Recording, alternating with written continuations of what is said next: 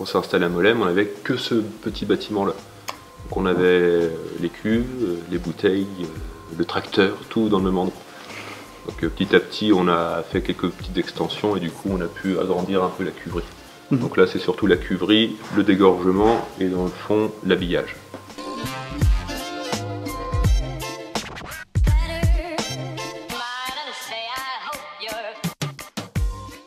Alors, en général, on a le pressoir qui est dehors, là, donc à l'abri sous le vent.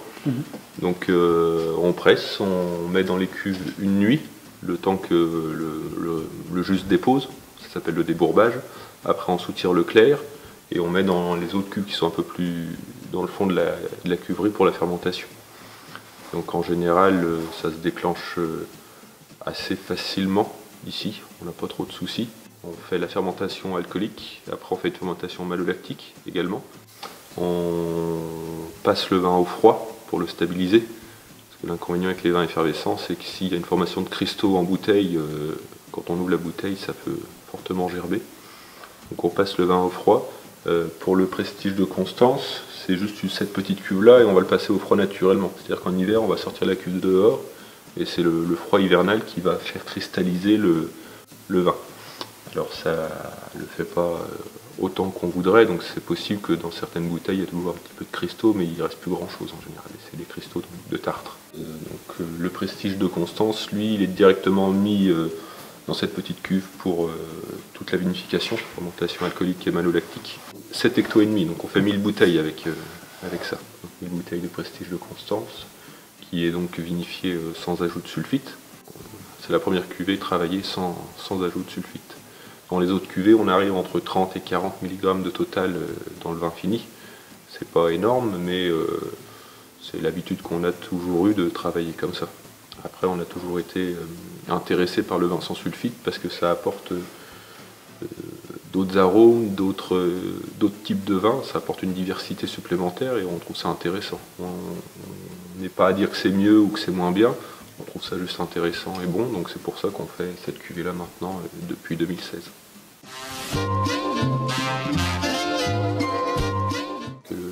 Sans sulfite, on a toujours un peu peur de l'oxygène. Alors peut-être à tort, je sais pas, on n'a pas encore beaucoup de recul sur ce type de vinification, mais pour l'instant, on fait en sorte que le vin ait le moins de contact possible avec l'oxygène.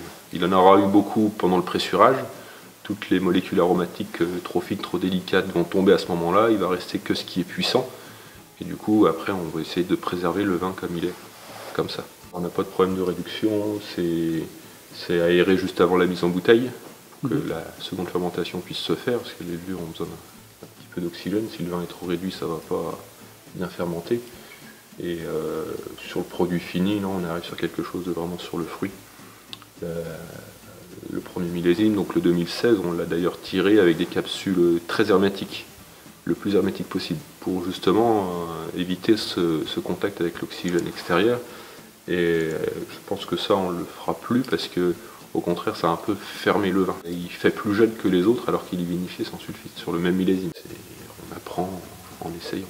2016, ouais, c'est la première année qu'on a osé vinifier sans sulfite parce que c'est toujours un peu la crainte de perdre le vin, que le vin s'oxyde trop et qu'il soit pas agréable, parce que le but quand même du vin c'est que ce soit agréable à boire au final, c'est qu'on puisse se faire plaisir.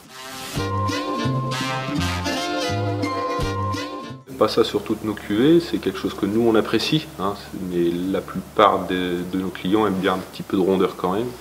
L'avantage avec le sans sulfite, c'est qu'il y a du fruit naturellement, c'est rond naturellement, donc le vin se prête à ce qu'il soit dégorgé en extra brut. Donc il n'y a que 4 grammes de sucre, il y a 1 gramme de naturel et nous on rajoute 3 grammes, donc on arrive autour de 4 grammes et ça va très bien comme ça. C'est pas trop sur la fraîcheur, trop sur l'acidité, c'est vraiment sur le fruit. On rajoute à la prise de mousse, mais ce sucre-là est consommé et il va rester sur ce sucre-là en moyenne 1 gramme.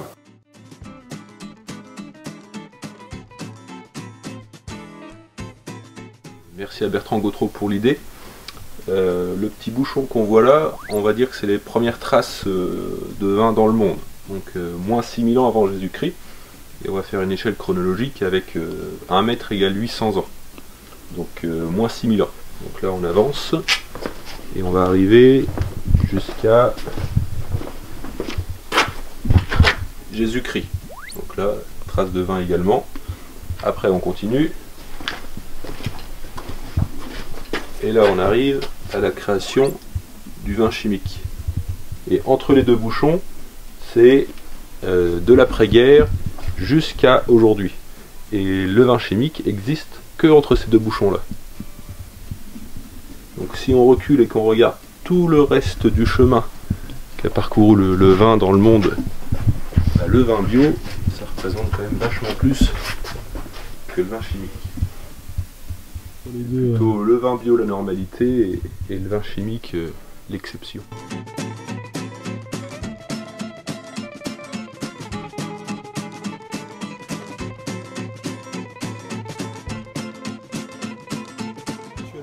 Alors virtuellement on va déguster donc, le Prestige de Constance 2016 donc, qui provient exclusivement de la parcelle La Grande Côte qu'on a vu tout à l'heure, donc 100% pinot noir, donc un blanc de noir, hein, en extra brut, donc 4 grammes de sucre maximum. Donc ça c'est un vin qu'on va pouvoir mettre aussi bien à l'apéritif parce qu'il y a de la fraîcheur, mais comme il y a quand même une belle structure, c'est un vin qui peut aller aussi sur le repas, on peut manger avec. Le mieux aussi c'est sur un plateau de fromage. Chez nous, on a un fromage qui s'appelle le Chaours, fromage très crémeux, et avec ça va super bien. Donc, comme on disait tout à l'heure, 2016, c'est le premier millésime de cette cuvée-là.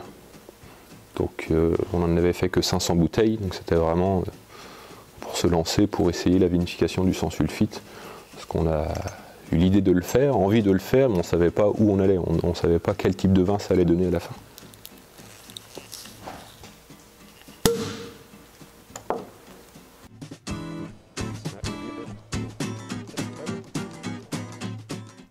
Alors du coup on est sur quelque chose de vraiment sur la fraîcheur, c'est frais, c'est minéral, c'est sur le fruit. Et c'est dur la dégustation parce que moi je vais dire ce que je ressens dedans, mais je sais très bien que tout le monde ne va pas ressentir la même chose, c'est quelque chose d'assez personnel. Sur ce vin là, moi je trouve qu'on est sur des notes aromatiques de fruits blancs, de fruits un peu croquants, la pomme, la poire. On est sur des notes aromatiques aussi, un peu d'agrumes et un peu de fleurs blanches. Après, chaque personne découvrira ses arômes. C'est intéressant de voir aussi comment le vigneron déguste son propre vin. Je trouve ça intéressant parce que chacun a des perceptions différentes. Toi tu parles d'aromatique, il y en a d'autres c'est sur la texture et finalement chacun aussi... On a une manière de déguster, une habitude de dégustation qui dépend de ce qu'on a bu avant. Et on n'a pas tous bu la même chose, donc c'est normal qu'on ne déguste pas tous pareil. Et après on ne va pas être tous sensibles à la même chose dans un vin. Moi, ce que j'aime bien dans ce vin-là, c'est le côté frais, facile à boire, agréable, et c'est quelque chose qu'on boit facilement entre amis, et on se fait plaisir facilement. Bah, je ne cherche pas réellement quelque chose, j'ai pas un objectif. On fait des raisins sains à la base, et on les vinifie de la manière la plus naturelle possible. Et l'aromatique qu'il y aura dedans, c'est pas quelque chose de recherché, on le découvre.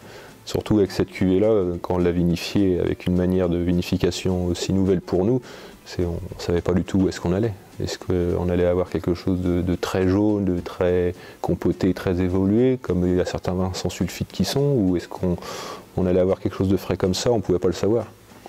Et ce qui compte, c'est qu'au final ce soit bon, mais le type de vin et le type d'aromatique qu'on aura, on ne le contrôle pas. Et c'est un vin qui évolue quand même parce que là tout à l'heure on était vraiment que sur le fruit et là on commence à avoir des notes un peu briochées, donc sur des arômes un peu plus complexes. Voilà, donc ça c'est un vin qui a toute la fraîcheur de l'extra brut mais qui n'est pas trop acide puisqu'on a vraiment l'aromatique derrière qui vient arrondir, qui vient apporter du fruit, de la longueur. On retrouve un peu le côté brioche en fin de bouche. On reste un peu sur ça une fois qu'on avale et c'est vraiment la persistance, elle est sur la brioche et du coup c'est un vin que j'aime bien boire. Après les bulles sont fines, c'est pas trop agressif, c'est un vin sans sulfite mais c'est un vin consensuel quand même. Ce qu'on recherche avec cette cuvée là, nous c'est vraiment le côté plaisir et on cherche quelque chose de nouveau, quelque chose de différent. On cherche une diversité dans notre gamme de vins. C'est notre dégustation de vin de base.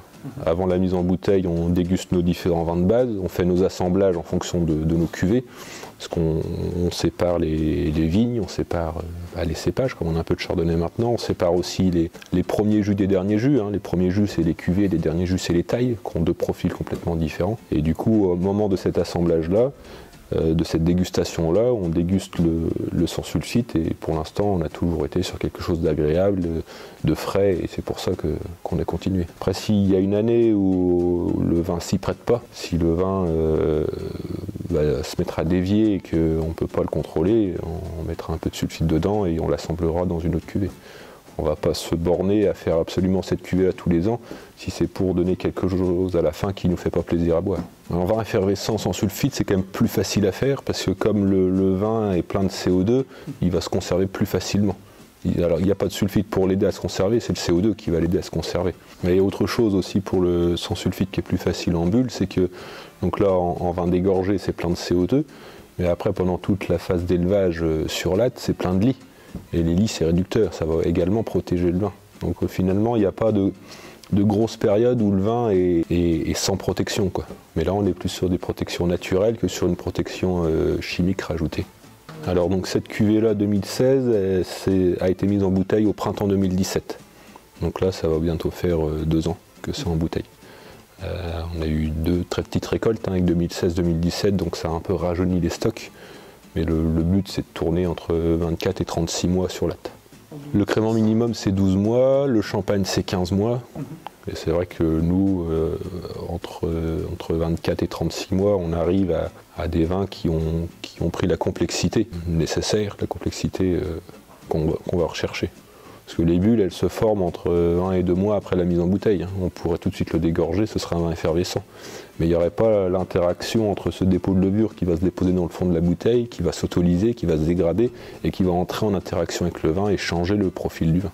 C'est ça qui est intéressant et c'est bien de laisser son vin sur latte longtemps, mais après il y a d'autres choses qui nous font des fois vendre plus tôt. Il faut rentrer un peu de trésorerie, la place. Je sais que c'est une chance qu'on a ici, c'est ça, c'est pouvoir faire tout à 100% et de moins être tenu par ces contraintes de trésorerie que sur un domaine où tu sais que tous les mois il faut que tu prennes un peu pour nourrir, pour acheter la nourriture, EDF, tout ça. Donc tu vois la longueur qu'il a, une fois qu'on a avalé, on reste vraiment sur ce profil aromatique, un peu de fruits mais un peu de brioche et ça va rester comme ça. Et cette longueur en bouche, elle est encore plus impressionnante dans le sans sulfite que dans les autres. C'est une différence qu'on remarque à la dégustation, c'est ça, c'est que le sans sulfite, ça va nous apporter de la longueur, une longueur affolante. C'est pas évident, mais c'est agréable de parler à des gens qui sont intéressés par ce qu'on fait. S'il y a des gens, vous faites du crément, c'est quoi le moins cher, et c'est tout, quoi. Alors que, voilà, pose des questions, ça c'est agréable. Non mais c'est bien, c'est vraiment intéressant. Parce que on se donne du mal quand même pour les sortir les beaux raisins, on se donne du mal après pour vinifier en intervenant le moins possible, et on se donne du mal pour qu'à la fin il y ait un produit agréable à boire. Et donc quand il y a le client qui boit devant toi et qui te dit c'est bon, ça récompense tout le travail qu'il y a eu derrière. Mais là, tu as parlé de chaours, tu l'imagines très bien. Ouais, avec le chaours, c'est terrible.